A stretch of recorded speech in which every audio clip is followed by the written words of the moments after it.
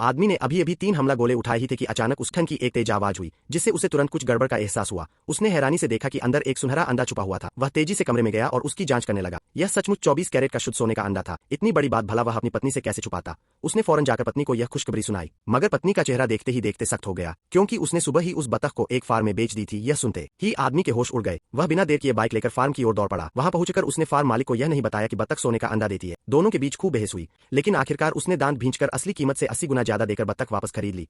मगर जैसे ही वह बतखों के बाड़े में गया, वह सन्न रह गया। पूरा बाड़ा बिल्कुल एक जैसे बतखों से भरा पड़ा था। कौन सा बतख उसका था, यह पहचान ही नहीं पा रहा था। सभी हैरान परेशान खड़े थे कि तभी उसे याद आया, वह बतख कुत्ते की आवाज सुनकर डर के मारे सुस्त पड़ जाती थी। फिर क्या था, पूरा परिवार जमीन पर झुककर कुत्ते की तरह भौं-भौं करने लगा।